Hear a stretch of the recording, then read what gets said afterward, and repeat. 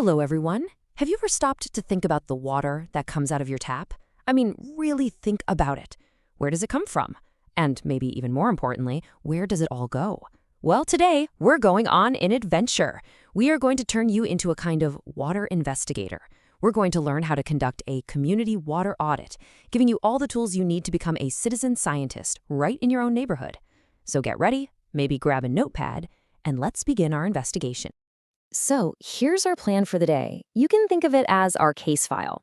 First, we'll take a look at the scene of the crime, so to speak, India's water crisis. Then, we're going to uncover our first major clue, and that's the power of data. After that, I'll hand you your official investigator's toolkit so you can conduct your own water audit and track down the real culprits of wastage. And finally, you'll be ready to present your findings and, well, close the case. All right. Let's dive right in. Every good investigation starts by understanding the problem, and we're facing a really big one here. Let's call it the case of the missing water, a mystery that affects millions and millions of lives every single day. Okay, here is our first piece of evidence, and it's a bit of a shocking one. Take all the fresh water in the entire world. India has just 4% of it. Just 4%. Let that sink in for a moment. It's a really small slice of the global pie. Now hold on to that 4% number and look at this. India has to support nearly 18% of the world's population with that tiny amount of water. You see the problem, right? There's this huge gap, a massive imbalance between the water we have and the number of people who need it. It's a classic case of demand far, far outstripping supply. Now, it's really easy to just blame droughts on nature, say, oh, there was not enough rain. But the real story, the truth of the investigation is a lot more complicated. A huge part of this crisis is actually human-made. It comes from things like deforestation. When we cut down trees, the soil can't hold water as well. It comes from inefficient farming practices that use way more water than they need to, and of course, just plain poor management of the water we do have. But you know what? There's good news here. If the problems are human-made, that means the solutions can be human-led. We can fix this. So if we're going to solve this case, how do we even begin? Well, like any good detective, we start by gathering clues, by collecting evidence. And in our investigation, the most powerful tool we have, our biggest clue, is something called data. Now, don't let the word data scare you. It sounds technical, but it's really not. Data is simply information. It's facts, it's numbers, it could even be photos or videos. For our case, it's like collecting fingerprints from the scene. It's about gathering all the little pieces of information that will eventually help us see the whole picture clearly.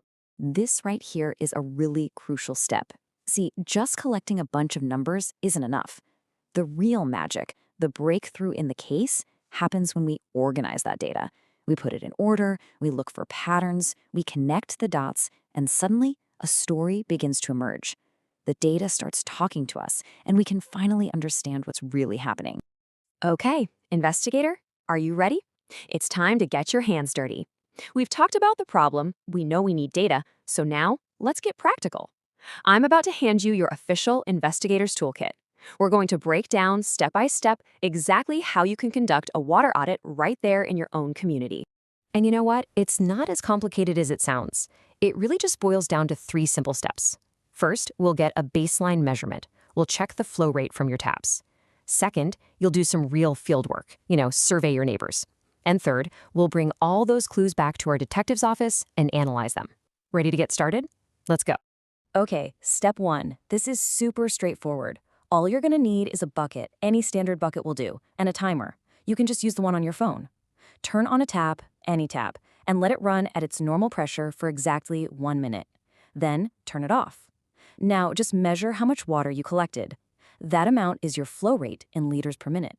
This number is a crucial piece of evidence. It's our baseline. Now for the exciting part, the field work. Your mission, should you choose to accept it, is to go out and talk to at least 10 families in your community. This is so important because it's not just about numbers. It's about understanding how your entire community, your neighbors, your friends, use water. And hey, if you can team up with some friends, you can cover even more ground and collect more data. So what should you ask them? You'll want to focus on these key areas. Ask them to estimate how much water their family uses every day for things like bathing. Is it a bucket bath or shower? How many loads of laundry do they do? How much water for washing utensils, for drinking, for cooking? And don't forget other things, like do they have a garden they water or do they wash their car? You're essentially building a complete profile, a water footprint for each family. Okay, great job. You've gathered all your intel from the field. Now it's time to organize it, and a simple table or a spreadsheet is going to be your absolute best friend here. Don't worry, it doesn't have to be complicated. Just look at this example. All you do is list the families you spoke to, write down the number of people in each family, and then fill in the water they use for each activity. This is how we begin to see the bigger picture emerge from all those individual conversations. So, with all your findings neatly organized, we can ask the most important question yet. What's the average amount of water being used per person? It's pretty simple to figure out. You just take a family's total daily water use and divide it by the number of people in that household. So, for example, if a family of 4 uses, say, 600 liters a day, their average is 150 liters per person. This single number is incredibly powerful. It lets us compare different households and really starts to reveal where the water is going. This is it. This is the part of the investigation where it gets really, really exciting. We've collected our evidence, we've analyzed the numbers, and now we're ready for the breakthrough. We're going to find exactly where that precious water is being wasted. So, where do we look? We start by hunting for the most obvious culprits. Go on a search in your own home, at your school. Look for those dripping taps. Drip, drip, drip. Look for damp spots on the wall or under a pipe that might signal a hidden leak. Listen for overflowing water tanks. These are the smoking guns of water wastage. You can even use your bucket and timer again to measure just how much water a single leaky tap wastes in a day. You'll be shocked. And once you find wastage, what can you do? Well, check this out. This is a perfect example of how a very simple solution can have a huge impact. On one side, you have a tap at full blast. On the other, the same tap has a small device called an aerator installed. See the difference? An aerator is a tiny thing that just screws onto your tap and mixes air into the water stream. You get the same feeling of pressure, but you use so much less water. It's a small change with a massive, massive impact. Now, let me introduce you to another key concept in our investigation: gray water. So, what is it? Gray water is all the gently used water from our homes, from sinks, from showers, from washing machines. Now, it's not clean enough to drink, of course, but it's perfectly fine for a whole lot of other uses.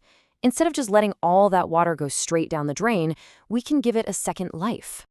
And you don't need some big, complicated, expensive system to start recycling gray water. It can be incredibly simple. Think about this. The next time you wash vegetables, instead of letting the water run down the sink, collect it in a bowl. Then you can take that water and use it for your garden plants. Just like that, you're recycling gray water. You're conserving fresh water. It's really that easy to start. So you've done it. You've followed the clues. You've identified the wastage points, and you've even found some clever solutions. The case is almost closed, but there's one final crucial step. It's time to take everything you've learned, all your findings, and use them to make a real difference. It's your turn to act. So what's next? Well, first things first, share what you've found. Talk to your family and friends. Show them the data. Often, people just don't realize how much water they're using. Then, you can take it a step further. Use your data to write a letter to your local municipal office. Present your evidence and offer your suggestions. And you know what? Why stop with water? You can use these exact same investigation skills to conduct other audits for things like food waste or electricity use. You're a trained investigator now. Let's end with this really powerful idea. Water doesn't just belong to one person or one house or even one town. It's a shared resource. All the water in a river basin, which is an area of land where all water flows down into a single river, belongs to everyone who lives there. That means our actions, no matter how small they seem, affect everybody else downstream. We're all connected by this water. And so, I leave you with this one final challenge. You now have the toolkit. You have the knowledge. You're ready. The only question left to answer is this: what's the water story of your community? Grab your notebook, get out there, and go find out. The investigation is now in your hands.